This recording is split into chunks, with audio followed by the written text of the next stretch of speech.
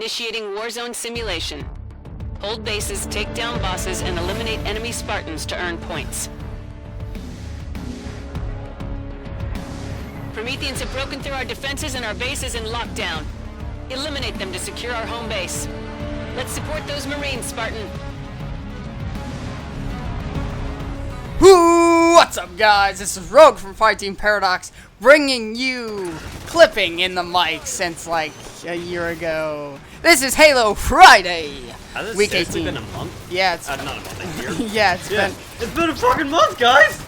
It's I believe I created the YouTube channel December 31st, 2014. And then it's not been a year. It's close enough. No, it's not. We're off by like a month and a half. Let's introduce ourselves. So I am Rogue. I am Deadeye. And I am Scout. So this is our very first multiple people, rather than two, of course, Halo Friday. This week we're going to be discussing just how we feel on Halo 5, because I know last week Rage issued his thoughts, and I also voiced mine as well. But now we'll hear Deadeye's and Scout's, which are more or less focused on the multiplayer. We're not going to be focused on the story that much. That was loud. Let's get into it. Yeah. It's You are a very loud person. I could get stuff out in post. Alright, so first we're going to start with campaign because it's not a long discussion. You haven't... I've played 1.5 missions. No, you finished mission 2. Okay. So we're not talking about... last episode we went full on spoilers. This one we're not doing any spoilers for Deadeye. It's a good thing I don't watch this show then. Yeah. I don't even watch the show I'm a part of. Alright, so... what did you think of the campaign without spoilers? Without spoiling, it's kind of hard. Did you enjoy it? I did enjoy it. There were some components I wish were in the campaign that weren't. I know one big thing that's going around right now is that a lot of people are feeling that the ad campaign for Halo 5, none of that was in the actual gameplay, and they're a little disappointed. But in my opinion, even though none of that was added, or it didn't really, any of the ads didn't really pertain to the campaign itself, I felt like it was still a good campaign. Yeah, I can agree. Now I think the one thing that you may be talking about that you're not necessarily agreeing with, but is that you don't necessarily get to play as blue team that much. Yeah, I was a little disappointed that in the campaign there were way more Fireteam Osiris missions than blue team missions. Yeah, blue team had 3 missions while Osiris had, well, the rest, which is 12. I always found the different, like, the naming scheme between Fireteam Osiris and Blue Team to be really fucking stupid. Why it's is like, that? here you have, like, and I get it because they're still with UNSC, but even when Chief was still with UNSC, they were still called fucking Blue Team. Okay, so are you... Here you have a really badass name called Fireteam Osiris. And so what do you give them, Master Chief, who saved the fucking galaxy? Blue Team. That makes sense. Well, I mean, it's not like they changed his team at all, though. It's like that has been his team since like the beginning, so it's not like... I know that, but minus Linda, because I was actually reading the Wikipedia. Linda was the last one to come in. Was it, didn't like, who was it, Kurt or something? It was Kurt, and then I believe, I might be wrong, don't, you know, leave angry comments. Right? We're not too big on, Expanded Universe. I believe that Kurt is KIA? Wasn't he the guy in Halo Legends? In the last one? Yes. Or was it? Okay. So he was the guy that sacrificed himself. He might have been. I know someone did. I'm not saying that the Actually, team is... didn't, like, 2 Spartans die in that? Because, like, their booster friends I'm not died? saying that the team is bad. I'm saying that the name is bad. I can agree that, like, I really kind of thought that they should have called maybe Osiris, like, Red Team. Or called, Blue Team something awesome, like... Well, I completely understand why... like Fireteam Paradox, ha ha ha ha ha. I completely understand why they kept the name Blue Team, just because, like, of course, a lot of people get pissed off because it's like, you know, you gotta keep with tradition. Yeah. I mean, so trying not to spoil it. Did you like how the story panned out? Did you enjoy the story of the campaign? I thought the story was it was okay in the campaign. I feel like a lot was explained, and then there was a lot that I'm still like wanting to be explained. I mean, there's not a lot I can really say without spoiling it, unfortunately. Yeah, because, like, there's a lot of the campaign, I guess, that takes place more or less on the second half that really, like, kind of keys you into a lot of things. And it's like, if you haven't played or even started that part, it's like you're going to be completely in the dark. Exactly, yeah. Voice crack. Holy shit. So that's basically, I guess, ending campaign talk, because there's not much about it that we really have to say. Multiplayer, so... You didn't even ask my opinion on the campaign. Well, alright, fucking fine.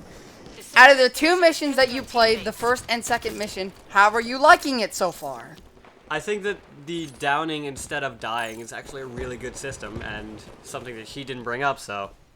It's for the best that you know, that I started bitching about this. So, yeah, I really like the downing system. However, I don't think I'm very fond of how they give you legendary weapons to start out with. So you're talking about, like, Nornfang Yeah. and Oathsworn. Now, I could be wrong about this. I don't think that they're actually buffed in campaign. They might just act as the normal weapons themselves, just have their own ammo. Because I think Then what's the point? just because it's theirs. It's their weapons that they've used. Yeah, Oathsworn is killing shot. And it's like, that is her weapon. And, like, Nornfang is, like, Linda Sniper Rifle. It's like, it's not like they made it in Halo 5. It's like, we're going to give them this just because. It's like, those have been their weapons. Okay. Yeah, so it has to do with the lore. Also, those are the only 2 mythic weapons that characters actually have besides Arbiter's Prophet's Bane. And I mean, Buck had a pistol called the Whispered Truth, but he never got to, you never got to play with it. Like, you saw him use it in a cutscene. That was it. I hate when they do that, like, a lot. Yeah, it's like, I believe it's legendary, but I'm not sure. Shadow's really, like, looking forward to get it. Apparently, it's 3-round burst and silence. Pretty interesting. So... Big Team Battle just released somewhat recently. When this comes out, it's going to be like over a week out. So, Scout, you haven't played too very much of it. You played like maybe 2 matches. How'd you like it? Well, I played 1 match of Stronghold, which I got my ass kicked. And that was on Recurve, which is Indeed, that was it was snowy. Yeah, which is Recurve, and it was inspired by Longbow from Halo 4. Yeah. I did that game, and that was that was my usual game of I didn't do jack shit. And then I played a game of Capture the Flag on what was that map called? Deadlock. Deadlock. The remake of Standoff, and it is more or less a remake rather than an inspiration. Yeah, so I played Capture the Flag on Deadlock, and since I'm used to playing on Standoff all the fucking time, you know, on my personal time, I kicked some major tail.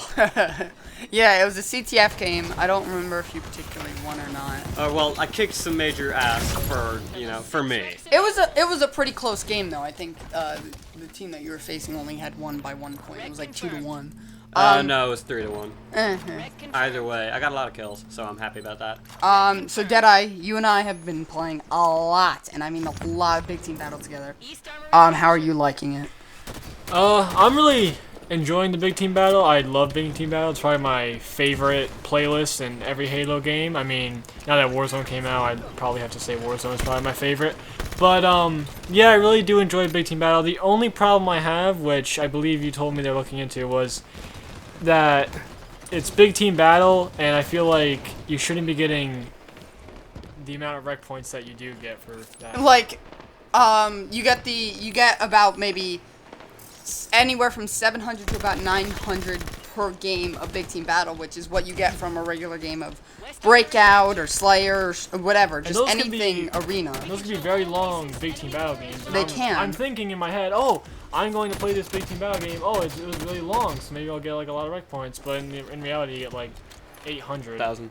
Yeah, 800,000. No, I said 1,000, but Mike didn't pick up the A in front of it, so. I think actually you like that CTF game that you played. You got like 1,000 or 1,100. I was actually really surprised to see like. I believe it was 1,380. It was a pretty big number considering like all the matches that we've done. But most of the time when it goes into overtime, it's usually, of course, it's like a longer match. But one thing is, like, it's nice that they did bring in Big Team Battle because it gets me away from all the playing Warzone all the time. Because I mean, Warzone is great, but let's face It's it, incredibly tedious. It Yeah. is. And the 3 maps, I mean, they just kind of get repetitive after a while.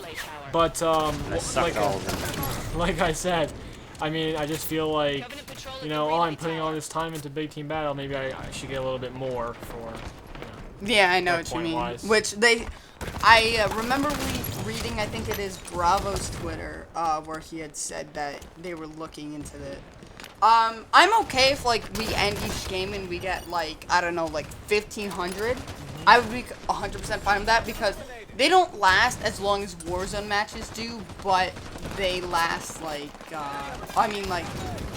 yeah, it's basically a good, balance between the two. It's like, it's longer than arena matches, but not as long as Warzone matches. I mean, like with me and you, we've even had CTF matches where it's just a complete standstill for the longest time, like 0-0. Then eventually, like in overtime, we'll start capturing the flags, and somebody will end up winning like 5 seconds before the game is actually over. So let's give our audience a little bit of a tease when it comes to armor-wise. So, Deadeye, I'm mainly looking towards you on this question. Have you found an armor that you could call home? Have I found an armor that I'm looking to unlock and possibly make my permanent armor? Or do you have any armors that you have now that, like, you're satisfied with? Well, as you know, I've been only wearing the Helioscope armor since day You one. fucking worked for it. Beat all the campaigns 3 times because Xbox fucked up. Yeah, just me, nobody else. Yeah, definitely. I definitely didn't help him. Oh, the Rogue helped him, but Rogue helps everybody. I do. But honestly, I don't know. I just kind of unlock helmets, and if I see Photos! yes, photos. That's what I want. And I just see where it takes me, and if I see something that I like, maybe I'll equip it, and then So you mentioned this yesterday. It seems like you kind of like the 2 helmets that you're like trying to unlock right now are Shinobi and Void Dancer. Yeah, that's right. The new Shinobi helmet that just came out in the recent update is something I'm very interested in. Actually, I don't know why. I just as soon as I saw the preview of it, I was Like you were basically like, wow, that's really cool. It's That like is you a kinda got sexy helmet. I would like to put my dick in that. Yeah, not that far. The only problem is right now I'm basically focusing on buying silver packs because I don't feel like gold packs are worth it right now because you can open a gold pack and get like 3 commons, while if you just open a silver pack, you get rid of all those commons, then go to the gold pack so you get more bang for your buck. Which I kind of feel like gold packs should give you 3 permanents. Yeah.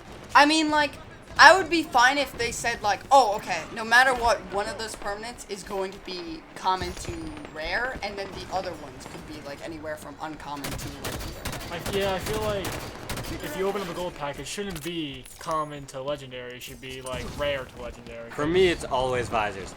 There is a running joke that whenever I open a gold pack, I will always get a visor. It's either, like, happened the last 3 any times. pack you open, you get, like, really good stuff. It's like, you probably, like, you haven't played too much of the game, but yet you have, like, at least 10 visors at this point. No, it's 4. 4 visors, it's a number. Shut up. You have a stance, and then your very first helmet was a scout helmet. It's my only. Oh wait, no, it's not anymore. I would say it's your only helmet, but everyone got Taishin Raiko. Well, everyone that played before Taishin November Raiko. 7th. Was it November 7th or 6th? November 7th. They should have done it on the 11th. Why the 11th? Veterans Day, dumbass. Also, the 1-year anniversary of the Illuminashi collection. Wait, seriously? Yeah, it came out on Veterans Day, Oh. 2014. Yeah. Halo seems to really like releasing their games on Holidays. Yeah, because with Halo 4, it was Election Day, which isn't really a holiday, but it's an important day. it's a off from school day. Yeah. And Master... No, it's not. Yeah, actually, no, it's not. We didn't have off on it. Wasn't it? No. No. Oh, well. You just stayed home because you're a prick. Confirmed. Okay. Anyways, so with Halo 4 it was Election Day, with Halo Master Chief Collection, it was Veterans Day. There wasn't actually anything really important for Halo 5. It was release. Halo 5 Day. Yeah. And I had it marked on my calendar 200 days in advance. He had it marked on his calendar 200 days in advance. I had it marked on my calendar 5 days in advance. Actually, I don't even own a calendar, so Wow. I just started remembering about it 5 days in advance. Well, you know what they say, memory is the key. Wait a second. Hold on. I think I might be wrong. I think Deadeye reminded me about it like a day in advance. A day? Yeah. Oh yeah, because like that was a Monday. He and I were talking about he and I were talking in school, and so he was like, "One more day," and I'm like, "What?" Oh, right, Halo 5. Oh yeah, I do remember that actually. So you didn't even you just completely forgot about it? I knew it was coming out soon. I just didn't. You didn't know the realize exact it was day. that soon. Okay. So something that I found weird that only you two do that no one else does in Fighting Paradox is you sell pretty much all your wrecks. Because we don't use them. Right, yeah.